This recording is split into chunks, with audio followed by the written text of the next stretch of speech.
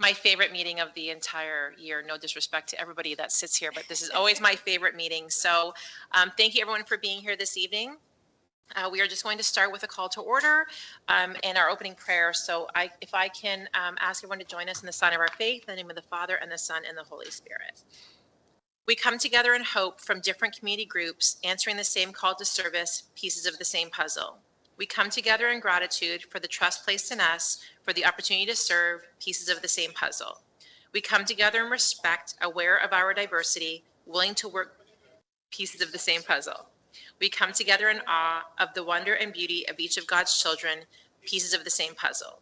We come together in God's name, and as we work together toward the same goal, each piece of the puzzle begins to fit neatly into place, creating a breathtaking picture of love, compassion, courage, and grace.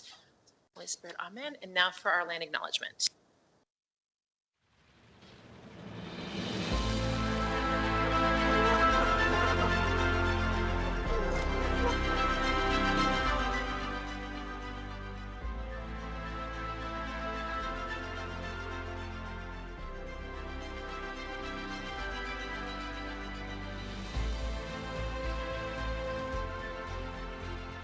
As we know it today, is rich in the history and modern traditions of many First Nations and the Métis. From the lands of the Anishinaabe to the Attawandaron, the Haudenosaunee, and the Métis. These lands surrounding the Great Lake are steeped in Indigenous history.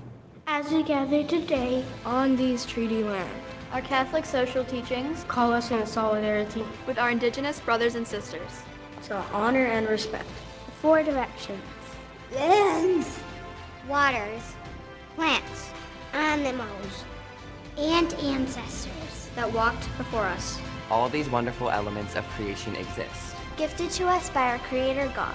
We acknowledge and thank the Mississaugas of the Credit First Nation for being stewards of this traditional territory.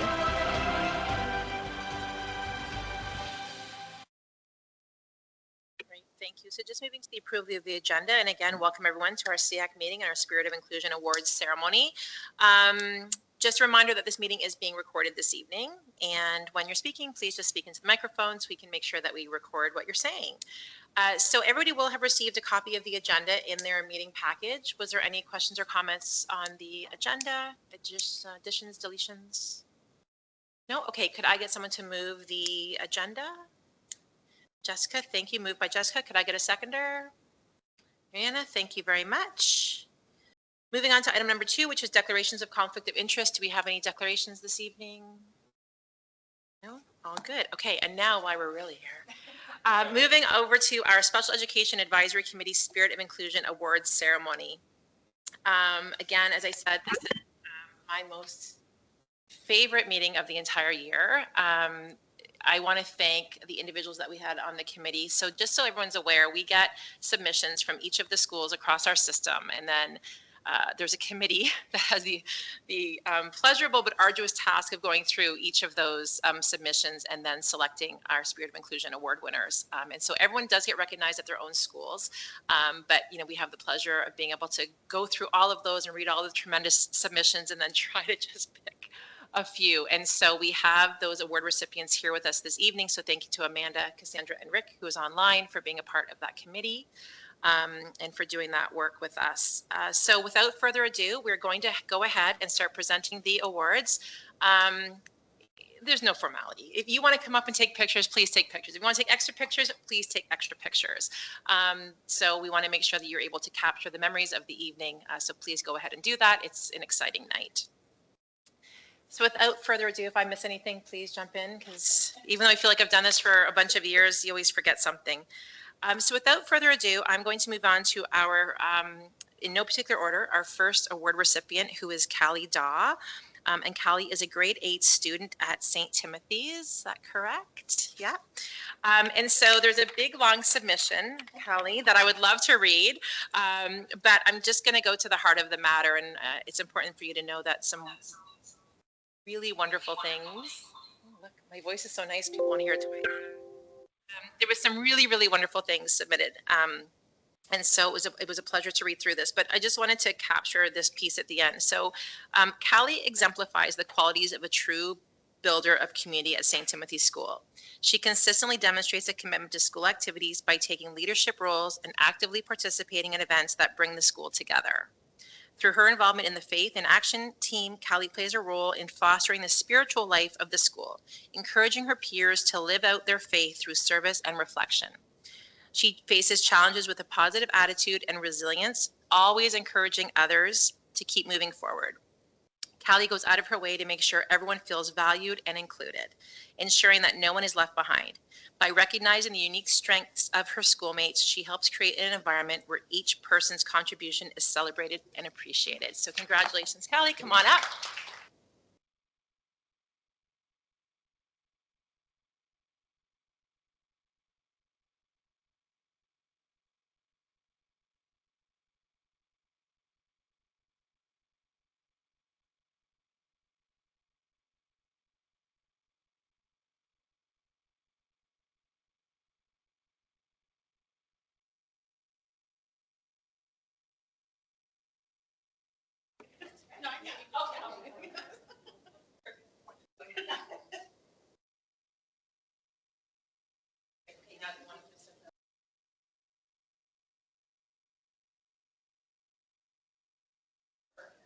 That goes to the school. Yeah. Does anybody want? Yeah, come on up. Yeah.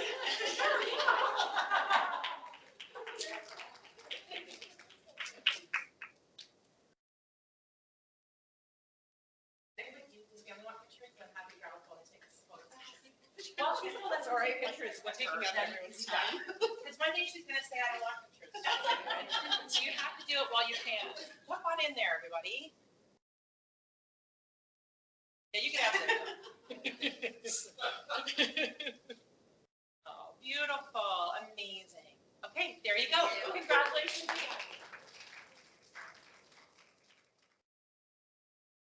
This is where I get all my steps in. If I'm not smart enough to bring everything over to the table.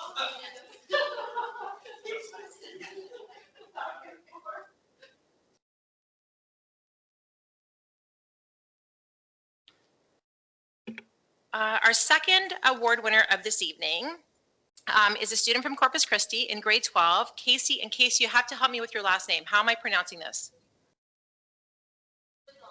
Quizon. Did I get it okay? Casey Quizon, perfect. Thank you so much. So like I said, Casey is with Corpus Christi in grade 12, and it is representing our secondary panel. And so let me just, okay. Casey is a wonderful, positive, outgoing student who has overcome many obstacles in her life. Her physical and developmental challenges do not stop her from allowing her to take part in many school activities. Casey performed on the school stage for our Christmas concert. Casey is always encouraging others and is such a positive figure in our school community. Congratulations, Casey.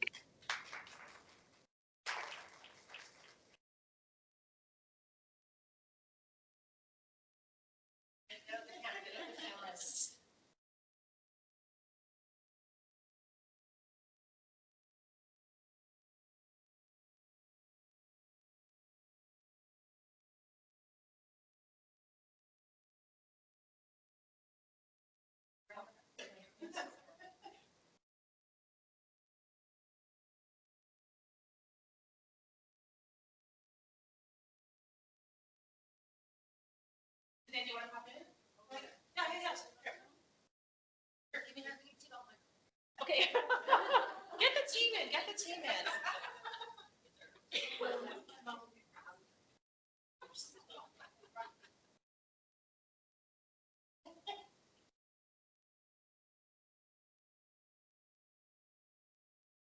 Perfect. And then, you family picture? Yes, Mom. Come on. Don't get shy.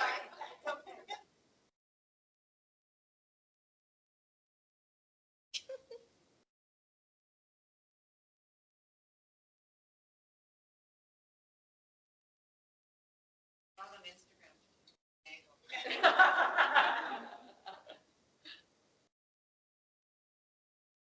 If you can put a filter on mine, Suzanne, that'd be awesome. When you post it, just a nice filter on my picture. Yes, okay. Yeah. Brenda, do I take this?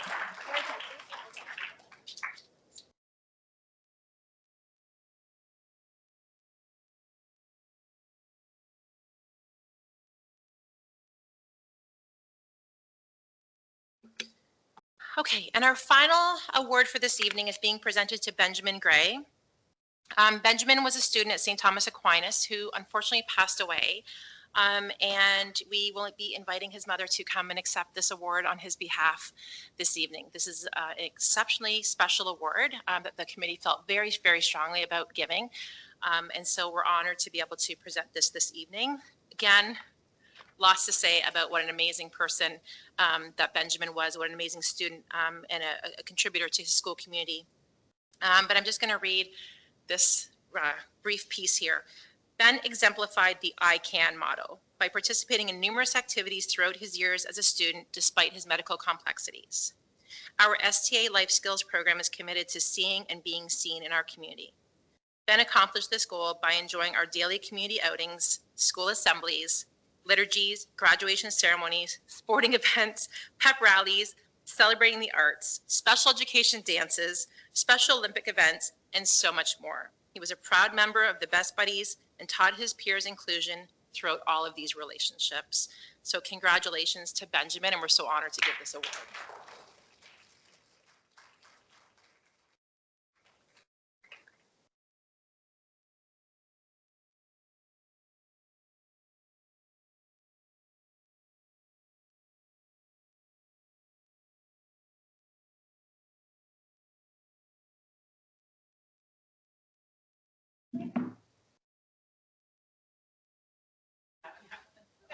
Pictures, 100% pictures, yes.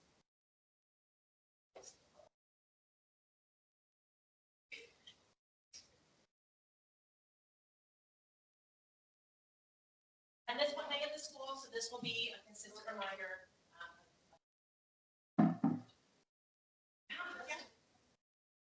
Yeah, 100%. As many prayers as you want. Okay. Let's get some pictures of the team. Yeah, come on in.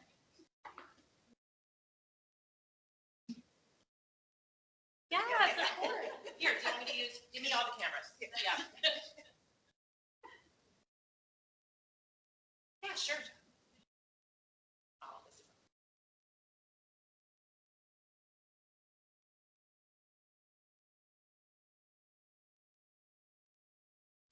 yes, the opposite. Oh, well done. Okay, good. All right.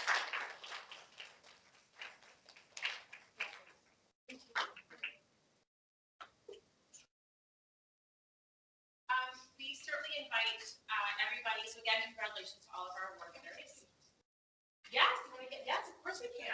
Yeah, if you guys want to come up, yeah, Callie and take a picture of the whole group. Sure. All of your awards. Okay, so all of our award winners, you guys want to come back up? We'll get another picture. Sorry, get another little few minutes in the spotlight. Is that okay? Sorry. All right, let's get a picture. Do you want to come back up as well? Oh, sorry. Ben's mom's gonna come up. Yeah, come on up. Yeah, come on. We'll get a picture of all the award winners. Yeah.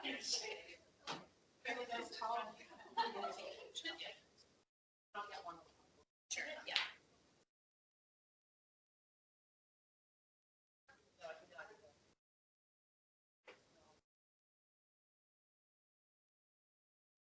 Yeah, you guys get a little closer. There we go. Beautiful. Okay, Cassandra and I are going to muck up the picture now.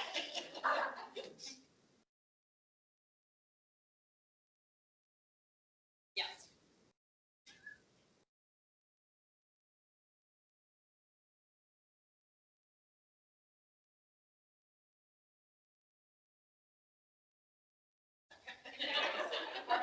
Congratulations again.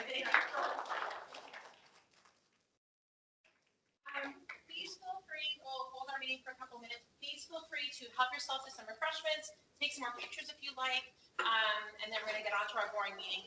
You're welcome to stay for, but you probably don't want to. Congratulations again. Thank you, Samantha G. So please.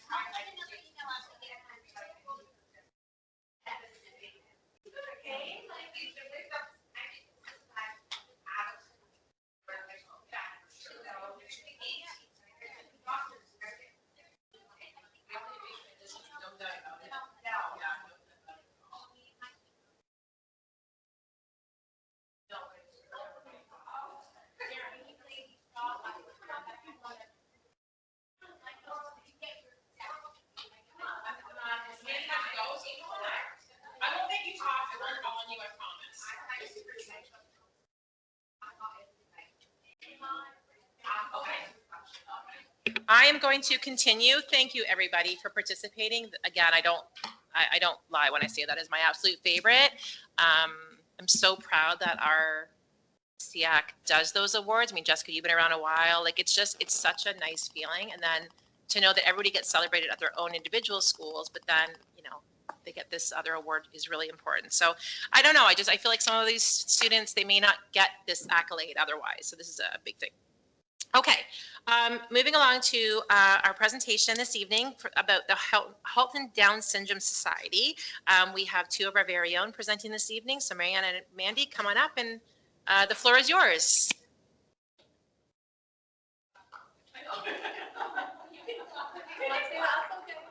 No problem.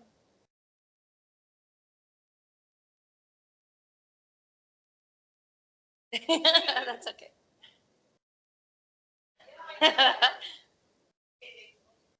Hey, can you just click it into? Thank you. Thank you so much. giving us the opportunity to present about Down syndrome today. We aim to share learning and give visibility to others about this condition, challenges, but foremost the value and the abilities that they bring. Because God made them fearfully and wonderfully. They bring purpose. The pictures that you will see tonight have parent permission, and the information presented was collected among parents of children with Down syndrome. So first, we'll introduce you to some of our kids. And you can just see that kids with Down syndrome are like any other typical child. They like to have fun, play, ride bikes, and they're children first. They enjoy playing with their siblings. They like to learn from each other, play together, and bug each other like any other family. So what is Down syndrome? It's a genetic characteristic, just like the color of your hair or the color of your eyes. It occurs across all ethnicities and to parents of all ages. It's a condition, not a disease, and something that children often ask in classrooms. You cannot catch Down syndrome, and you can't outgrow Down syndrome. If you're born with it, you have it for your entire life. So Down syndrome happens when the 21st chromosome comes with an extra copy, so 3 copies instead of 2. So March 21, which is 321, was chosen as World Down Syndrome Day to represent this fact. And you might notice the picture there of the socks, super bright and colorful, but the picture of the chromosomes, they look a little bit like socks. So that was an inspiration behind why we wear and rock our socks on World Down Syndrome Day, and people sometimes wear mismatched socks. And even if a sock has stripes or it has polka dots, it's still a sock. And that just hints to the idea that we are people first, even if we come in different shapes, sizes, colors, and everything about that. So what does it affect? What is different from us having a child with Down syndrome? We have identified many areas that need kind of an extra attention, which are health, learning, and their social emotional development. In the health area, children with Down syndrome have higher chance of another health conditions as cardiac or having issues of the ear canals are thinner or maybe outside or tired. So frequent checkups. In the medical area are regarding their learning. They have, for example, they have low muscle tone, impacts all of their bodies and their muscles in their. In the learning, there are 4 main areas, which are specification.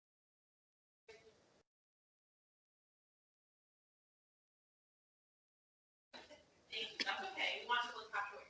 Yeah, no, I'm going down again. So I was just saying that about the learning, the early intervention has been proven very helpful for babies and children with Down syndrome.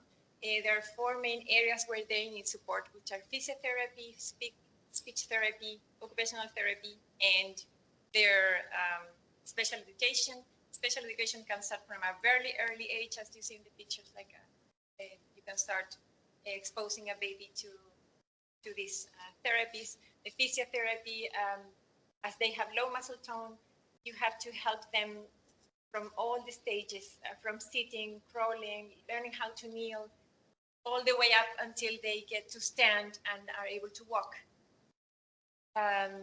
For their speech, also this low muscle tone impacts their ability to clearly speak, their intelligibility, so they need to work on that.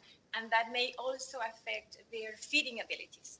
So they may need to physically learn how to suck, for example, from a juice box, or some babies will need a feeding tube. There are some exercises that we use with them to train those muscles as you would train your arms or your body. You also can train the muscles on your mouth. For occupational therapy is similar, like be able to grab a pen, to be efficient using a scissor. They will have to go exercises and go through breaking down the steps of their learning until they get there. For learning math is an abstract concept. They basically need manipulatives to be able to grasp that. They get it, but they need another method to get the same outcome. In the social and emotional area, maybe there are some myths that says that people with Down syndrome are always happy. If that is not true, like they have the same feelings that we can have. They may be happy or sad or mad or excited as any of us could be. And as any of us also could be, they do need friends. They do need that sense of belonging, of being part of a group. So what can Halton Catholic District School Board do to support kids who have Down syndrome? We identified two main areas. So we talked a little bit about health, but in learning and social and emotional development, that is where the schools can come into play to support our children.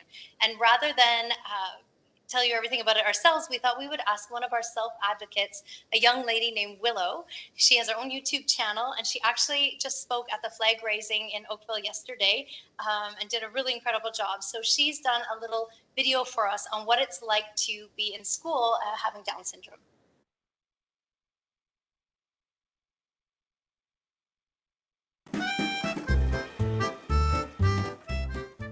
Some schools can be hard, some schools are easy and have fun, and my school is amazing. I like school because I have friends, have fun. I learn a lot in school. I learn new things every day. I read books in school, so all the teachers I have are all my favorites. They're really fun because I'll be on my computer. I can read online, math class. I can play math games, computer games. They're all fun. Things are really hard because I don't really understand. Sometimes in school I get bullied. Oh, I will cry, and when the people who bully me want to talk to me, I'll say, just go away. I feel really safe at school because I have a bunch of support staff, teachers, adults. At school, I like eating lunch. They make cookies. It's always really good. I really like school because I like all my classes. And I really like running around. And I like having fun, being goofy, and being silly. I like that. Having a support person is really helpful and it helps me a lot. I don't take the pills. And I go to school about it. I feel pain. I have arthritis. I go to adults or park staff.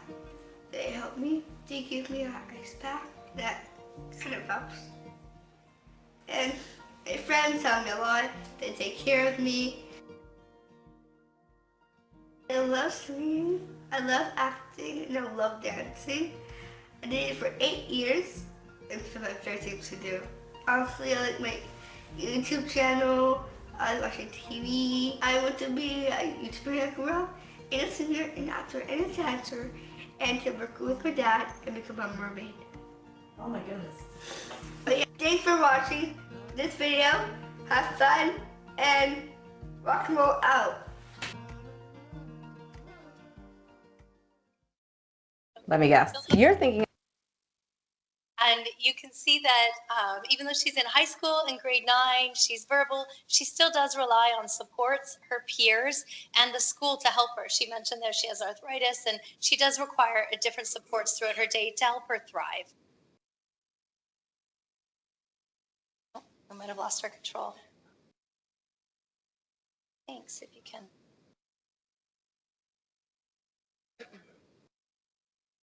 Nope. There we go. Beautiful, thank you. So what has been working? So IEPs, of course, are extremely important. These make sure that the proper supports and tools are in place to help our kids thrive. Sometimes they need modified or adapted curriculums. So IEP is absolutely crucial. EA support as well. And we just saw Willow has support and children from kindergarten all the way up require support. So EAs are not only support for the teacher and parents, as we know, but they also help with peer interactions in the classroom. They keep our kids safe, and they provide just support all around in the community and in the school for our kids.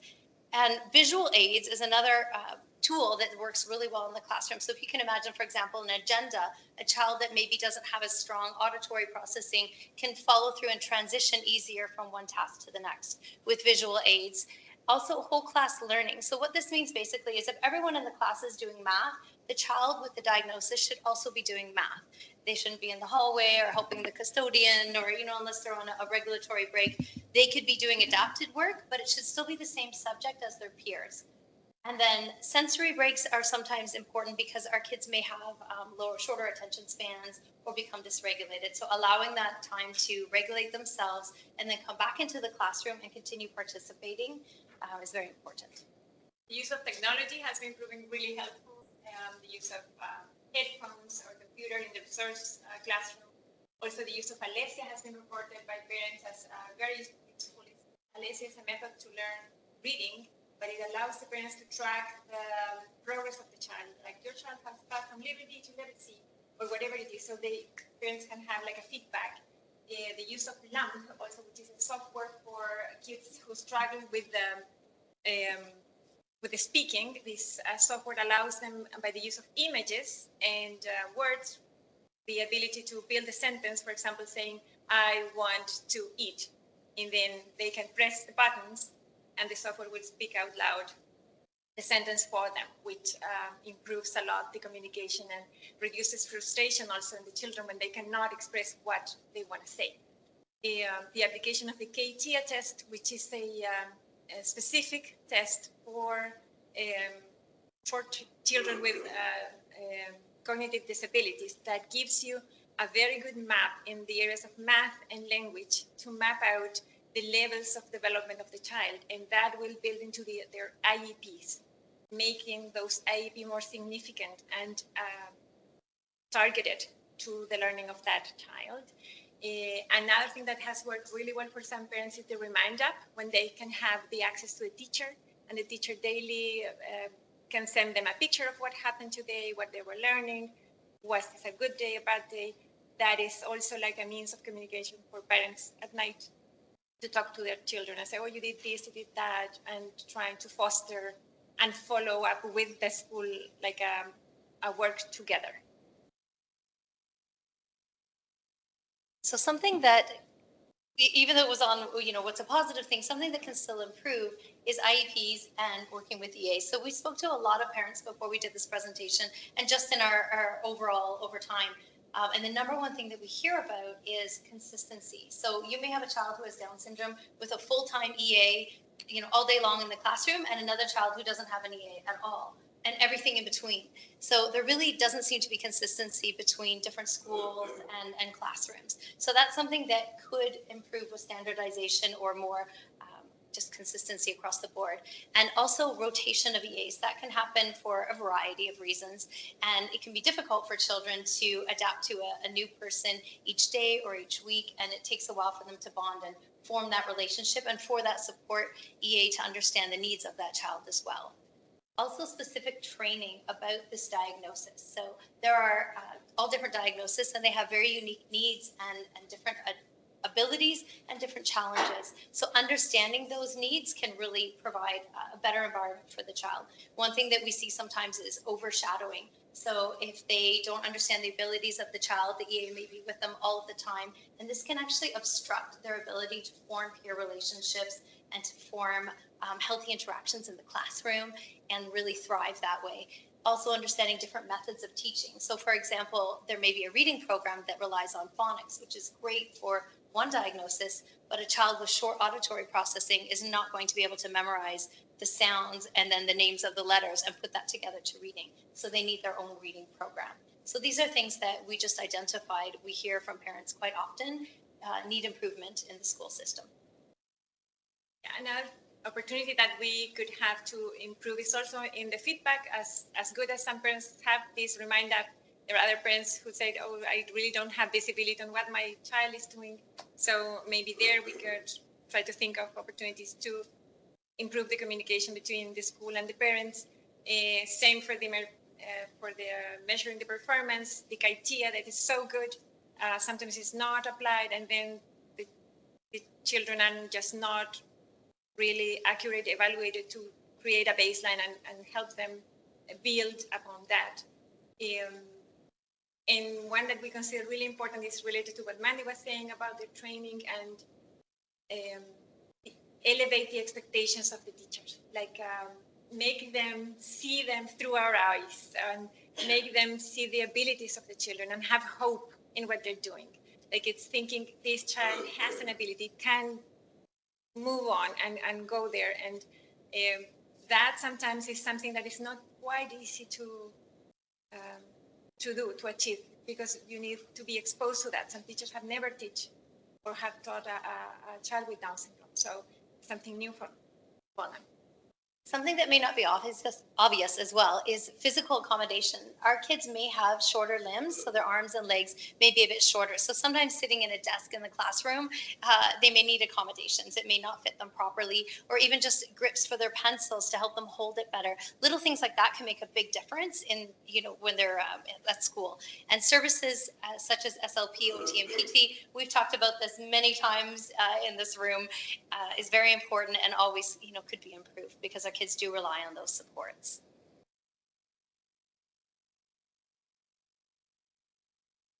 So for the social emotional, we put here a puzzle that looks like not in the right order. And we consider that social emotion is so crucial for us as human beings to succeed in our personal relationships, in our work relationships. We need to know how to navigate with other people, how to relate to people. And children with Down syndrome, they look different. They speak different. They behave different. And sometimes different may be scary. And there is where we think that the school can play a key role to make this puzzle run in the right position and foster opportunities for inclusion and promote that children go together and grow together and learn together, the child with special needs and the typical kid, and that they all belong and feel an empowerment, an ownership of the classmate that they have in their own classroom. So because they are all pieces of the same puzzle. So for social and emotional development, what has worked is assigning responsibility, giving kids tasks in the classroom so they feel part of the group and they feel part of the society, which is their peers. So for example, reading the announcements with a buddy or handing out an assignment to their classmates. Things like that give them a feeling of accomplishment and responsibility in the classroom. Very simple thing to do, but that's something to remember. And then teacher-led conflict resolution. So for example, a nonverbal child may tap their peers to get their attention. That could cause conflict because the child is saying, why are they tapping me? So if the teacher is able to foster that communication, help explain why, and come up with solutions together, we've seen so many examples where that has really improved the overall support of the peers and the students and really fostered great relationships, which benefits all the children in the classroom. Another thing that has worked really well is sports inclusion. It's to give everybody the opportunity to participate in sports events, and the child with special needs will feel included, and also the child who is typical will see the effort, the joy that a child with different abilities have, for example, when they cross a finish line. So that image will never go away from their mind. They will be raising a child with an open mind, with an open heart, to include them like in their lives, in their personal, maybe one day they will be a boss in a company, they will open a job. You don't know what you can create just by exposing kids to be together in sports. Recognitions at the Spirit Award in a year-end assembly is also something that makes the children feel valued, feel part of the group. And the last one that I have here is a personal one that is inclusion in an overnight camp. That was my kid last year in grade 7. He has the red cap, and you can see him just carrying his backpack as anybody, as all the other ones. Like we were not requested to go to that camp. He went by himself. He enjoyed the experience, and that I want to show you that it's possible. Like it has behind a lot of work and support behind, but it's possible. If you believe it, if you work for that, it can be done, and it's meaningful for them. So the other way that the school board can really help bring awareness to Down syndrome is something that we recently celebrated on Friday, which was World Down Syndrome Day. So rocking our socks, I mean, the kids get involved. It's a lot of fun, and it really allows them to celebrate. And you can see here a bit of a collage of kids across the school board and even in workplaces celebrating World Down Syndrome Day and just feeling really special. And this is a great day to allow us to educate teachers, to educate kids and children about Down syndrome. I know my daughter took in, I think, 7 books into her classroom to share for the week, and all the kids were reading about Down syndrome, asking their questions. So it's a great way to celebrate, and we really would promote having all the schools celebrate, whether there's a child with Down syndrome in their classroom or not, across the board. So World Down Syndrome Day was a great day that just passed on Friday. And then what's the future for a person with Down syndrome? Here we have collected like a set of remarkable stories, just as examples. Like there is a lady in Spain that was elected counselor in Valladolid. There is this young fellow that ran an Ironman. There's such a great examples. Like they can do so many things, and all of these stories give us hope of what they can achieve in their adult lives. Like we have the last picture there is Alan and Lindsay. They are members of our society. I don't know if I can get that. Doesn't work now. But they are members of the board. They both have works. They are a couple right now, so they're leading full village and meaningful lives as adults. So just in conclusion, some takeaways for us. For the learning development, consistency with EAs and IEPs is very important and an area for improvement, and elevating teacher and EA expectations of the child. When they have higher expectations, the child rises to them. And for the social emotional areas, we think it's really important to make them visible.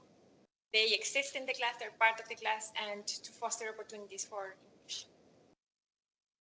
So in conclusion, happy World Down Syndrome. Thank you, everybody. Well done. Does anybody have any questions at all? I just wanted to make a comment that I think that the Halton Association has done a tremendous job.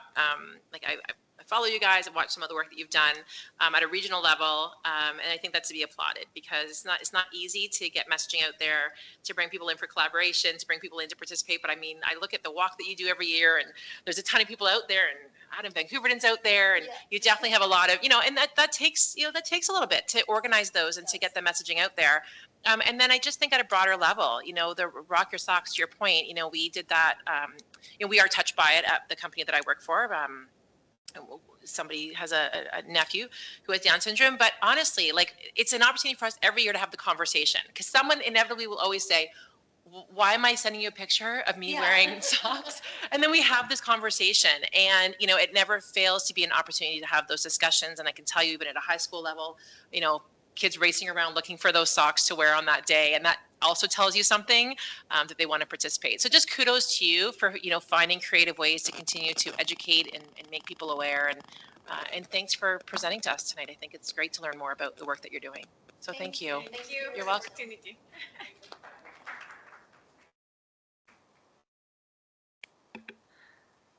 Okay, so we are moving along to item number 4, which is the approval of the minutes. So we have 2 sets of minutes because we did not have quorum which means we didn't have quorum at February to do January's. Correct. Okay. So you will have received copies of the minutes in your package. So we're going to go do 4.1 first. So the minutes of January 27th, 2025. Did anybody have any questions, concerns, or comments at all with respect to those minutes? Okay, if I could get a mover for the minutes of January 27th, 2025. Mandy, thank you. And someone to second. Tracy, thank you. And then the same for the minutes of the February 24th meeting. Same thing, they are in your package. If anybody had any questions or concerns or comments, please let me know. Good. Okay, so if I could get someone to move the approval of the minutes from the February 24th meeting. Mover. Jessica, thank you. And a seconder. Chris, thanks. Okay, moving on to item number 5, which is summary of outstanding items from previous meetings. I don't believe that we have anything outstanding. No. It's always obviously there for information or a question. Item number 6, we do not have any policy reviews. Is that correct? I'm going through my list. Is that correct? There is one coming up, so it's the same one, but not this one. Yeah, not this month, next month. Perfect. And as always, we will receive that in advance, take a look at that. Great. Okay, perfect. We do not have any action items this evening, which is item number 7. Board committee updates. I don't think we've had any meetings since the last that I can recall. Nothing that I sit on anyways. No? Good. Okay. We're just flying through. All right. Item number 9, which is communication to SEAC. So we're going to go ahead with the trustee report. Chris, if you want to give us the trustee report.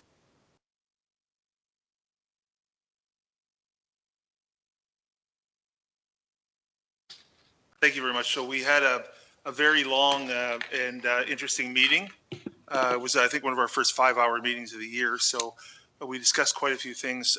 The first part of the meeting was a presentation by our graduation coach for Black students and a presentation on the Black Excellence Symposium titled Empowering Futures.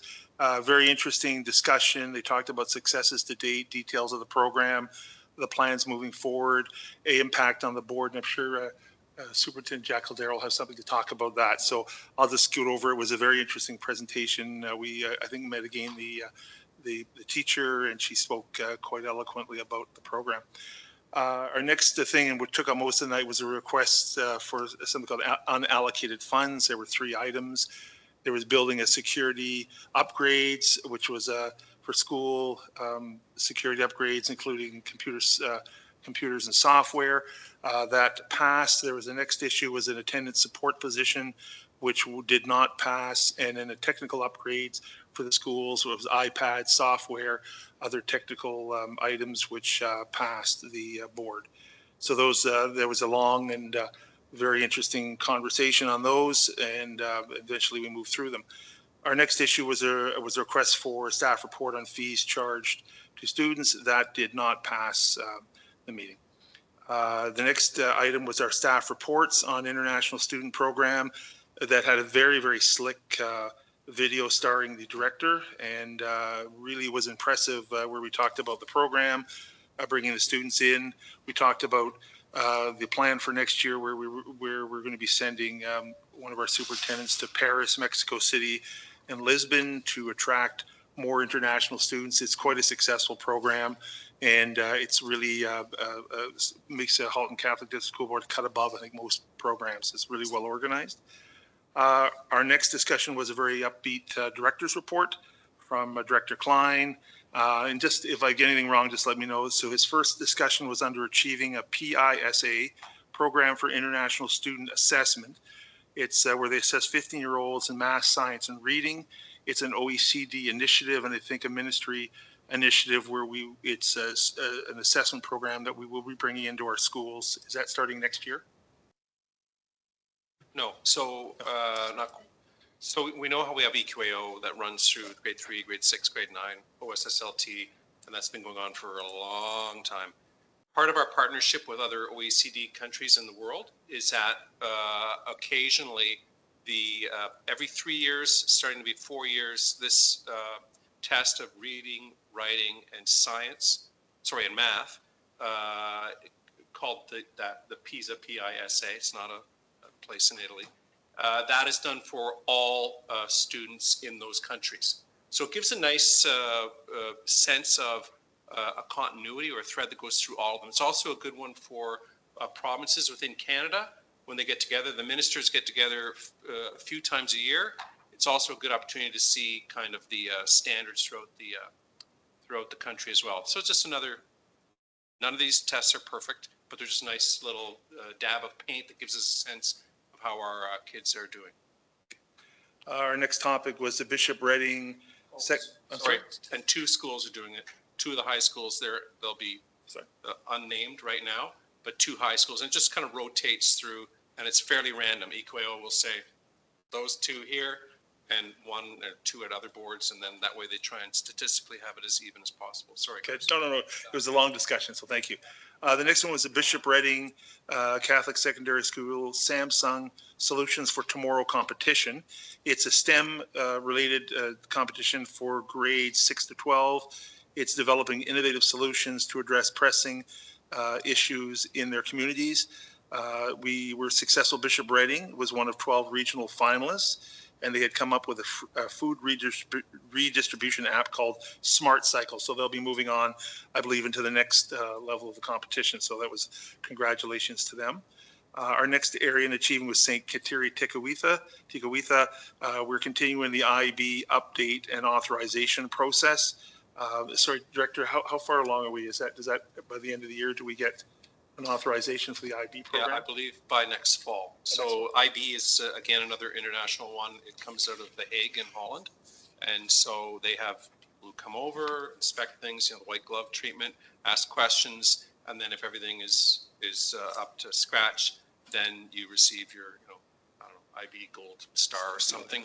And then the goal would be, if everything works, that would commence in the fall of 2026 at Kateri. Good. And under the believing area, the director brought forward the Dacian Pilgrimage and Youth Mass, which was held in January at Christ the King with the bishop. They were superintendents, directors, and religious and family life consultants. It was, I guess, they brought the students in March the 5th, I think, and designated them prophets of hope. They talked about Lent and Mass and Shrove Tuesday and all these important things. So that was also very interesting. And then the last issue under believing was the Jubilee Cross. The director updated us on the moving of the cross, I guess, throughout the board and its progress to date. So that's also a very popular and positive thing. Next, under belonging, there was a thank from the Canadian Cancer Society. We belong to the Relay of Life, and I think we raised about $280,000 for that program. And then under becoming, we had some great news. One of our social workers, Jacqueline Davis, won an award for people that make a difference in social work, and that was from the Ontario Association of Social Workers. So good news there.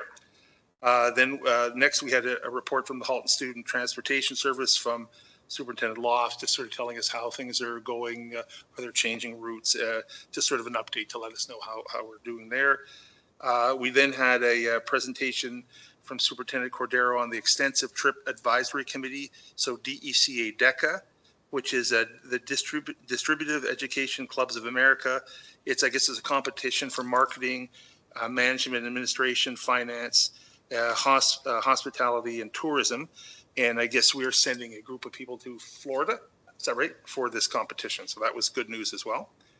Our next topic was an OXTA update from Trustee Hearn Shinada, just talking mostly about where the yearly meeting is coming up in May, I think, is it, in Markham, just the annual meeting. So she was just sort of outlining some of the things that are going to happen there. So that's interesting and important.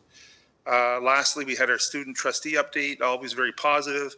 Underachieving, they talked about the successes of our robotics team.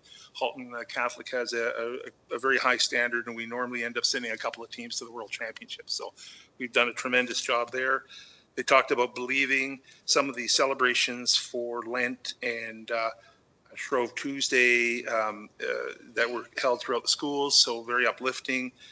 Becoming, they talked about the BEUS Student Symposium on Black Joy and Excellence. So I don't know if that's something that will also be coming up. So I'll just touch on that briefly.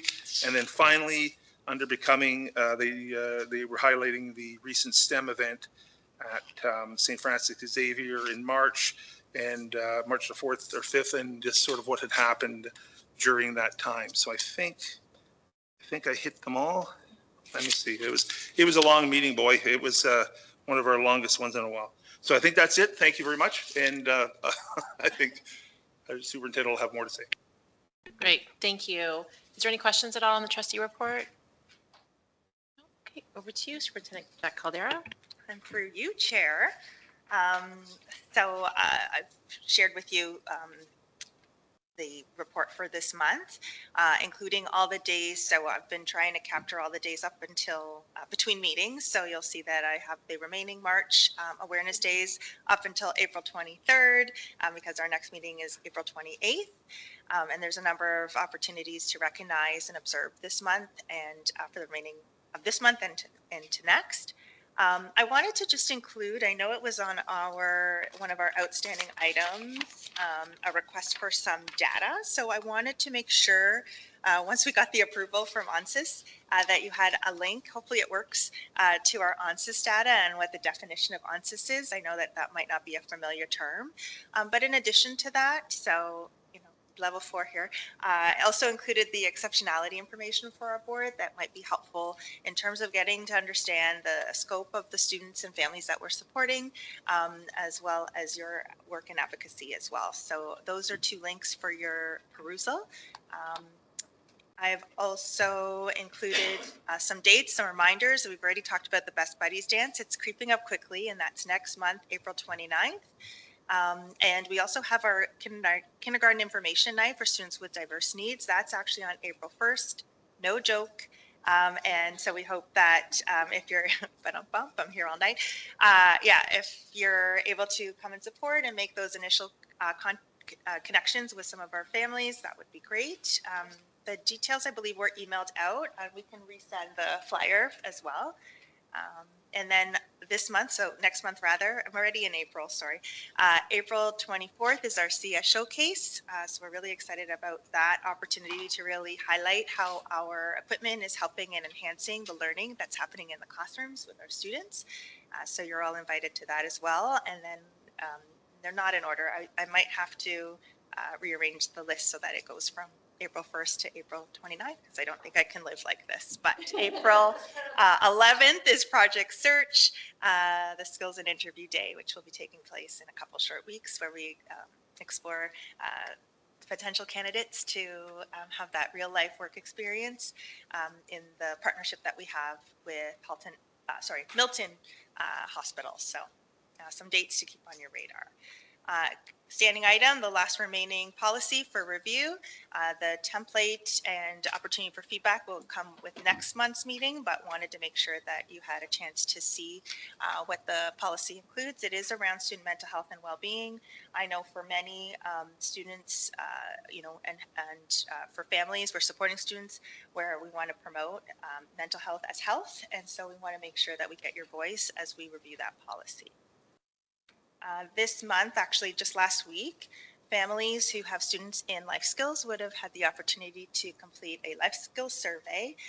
It's just information to help us understand all the good things that are happening and where we want to build upon the program and any trends. So if there's any areas that we want to allocate resources, need additional supports, build capacity. So the link is there for any parents who have students in the life skills program. Please share and pass along. It does close this week. Of course, we're in the season of Lent, and so we support students. It's a hard concept for some to understand the story and the journey of Lent, so I know that there's always visual stories and resources and supports in schools to help families with their students who may want to participate fully in this high holiday, or this as we lead up to the high holiday of Easter. Although we have some Easter. Certainly want to make sure that all students are incorporated and involved and included in our faith life. So the details about the Best Buddies Dance, as I mentioned, we mentioned it twice so that you continue to hear that we are hoping that you'll attend at Holy Trinity, April 29th. Our EA managers continue to work closely with HR related to our recruiting and onboarding of supply EA staff. And as spring approaches, we will be starting our staffing process for September, if you can believe it. It's hard to believe that this year is just going by like that. Our after-school skills development program to support entry-level social skills for students in grades 5 to 8 will be beginning April 3rd and run for 6 weeks. And the Jays Care Foundation, affiliated with the Toronto Blue Jays, is a beginner-friendly baseball program, although they are very competitive in terms of cheering on each other, and they take the team building component of this program really seriously. So but it's designed to break down barriers for individuals who identify as girls in sports. It focuses on 4 key pillars: connection, courage, leadership, and a love of sport. It's facilitated by our CYCs with educator support. The program has expanded this year, and now we have 38 schools participating and 9 high schools. To celebrate student success, we'll be hosting a Jays Care tournament in late May. We're just signing off on our diamonds because we don't have diamonds on our facilities, so we're renting. And those will take place in Oakville, Burlington, Milton, and Georgetown. And a formal invitation is forthcoming, so your calendars will see some invites coming through. Social work department, several social workers will be attending a School Mental Health Ontario training happening on April 4th, which is called Differentiating Mental Health Intervention for Students with Special Education Needs. We're definitely recognizing and receiving a lot more information about how we can support students that have that intersection. The focus of this training is to enhance and expand the practice of school mental health professionals, that we will offer information and strategies for intervention across the system. So really excited about that partnership. And our cert sets, department heads and itinerants attended a full group half-day family of schools meeting where they received presentations on the school climate survey, kids feeding kids, AT training reports, and gifted resources. The afternoon consisted of breakout sessions for department heads, community living and STC teachers and ESC teachers, gifted teachers and life skill teachers to come together in smaller groups and have some capacity building and conversation. Planning is underway for the SEAC Technology Showcase, which I mentioned at the top, on April 24th. It is between the hours of 6 and 8 p.m. Students in grades 4 to 12 plus who utilize SEA equipment can apply. A guest speaker, DJ Cunningham, will be our keynote that evening, and prizes will also be provided. The prizes are awesome. And consultants and coordinator participated in full day training of RISE. We're migrating our special education management system from our current subscription to a new subscription, and it will help support the training of certs, and training sessions will take place next month. And our essential skills classes participated in the HCDSB skills competition, which was held on March 27th last week. Coming this week, sorry. Consultants supported student participation at the activity stations. And Project Search Skills Day for 2025-2026 potential interns will be held on April 11th at St. FX. And we look forward to meeting a new group of interns.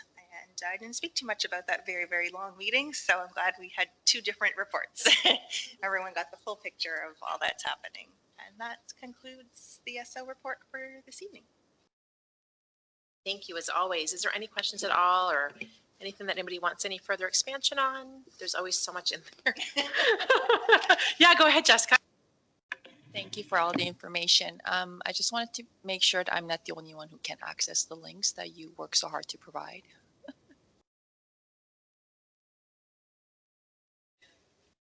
Yeah.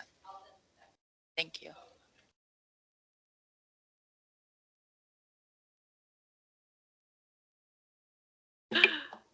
Yeah, go ahead. Can you just expand on that project? What was it? Sorry, project? Yes. Intern? Like, those are the through you, Chair. Yes. So those are, yeah.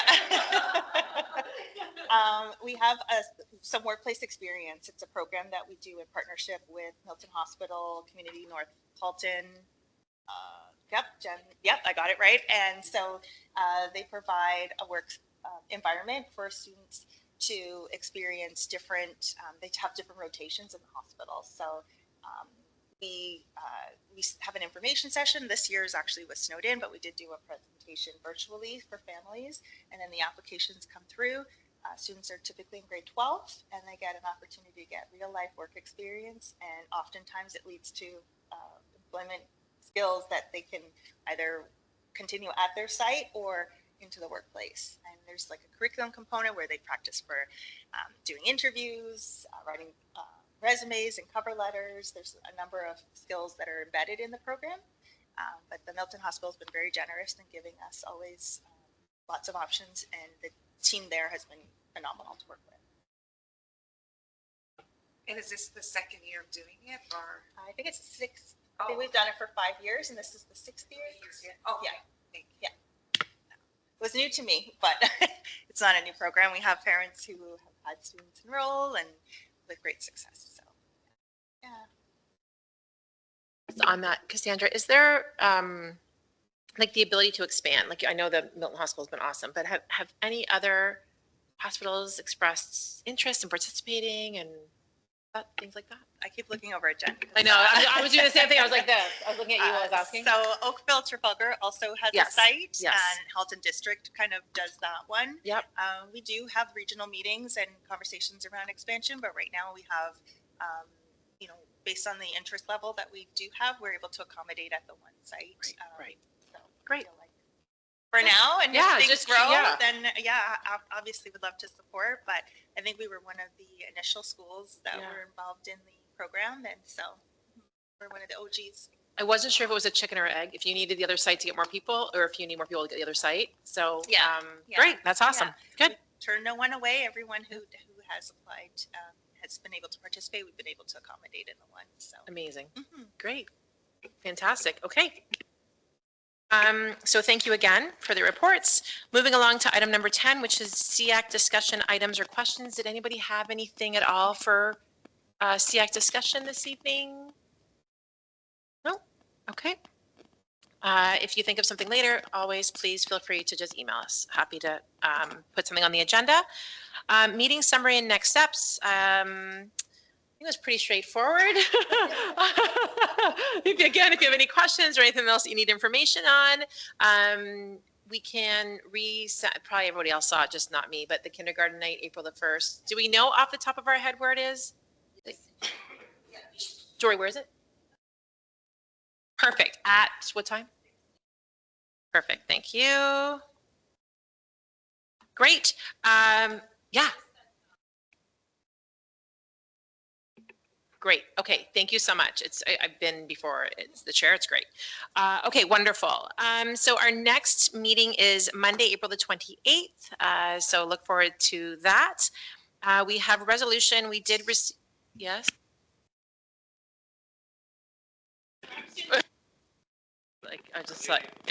Okay. I was just checking because Director Klein usually has feast days. So yes. Oh, okay. So we'll try to have a quick one that night so that we can all go home, I'm sure, and be enthralled with the. Do you want to adjust the time? Does that help? Do people do advance? I don't know. Do we need to adjust the time? Yeah. It was called it's been a couple of ads out about it, a couple of things on the news. I think we should be okay, right? For 7 o'clock? Yeah. Okay. Yeah. Well, if anybody presents, there wasn't the advanced poll issue, like options. So I think we should be okay. I'm sure everyone can get out to vote before then. But if you have a challenge or anything, just let us know. But yeah, hopefully we should be okay. But it's a good question. Resolution re-absentees. I know that we did receive regrets from Trustee Powell, Rick's online, Rhonda.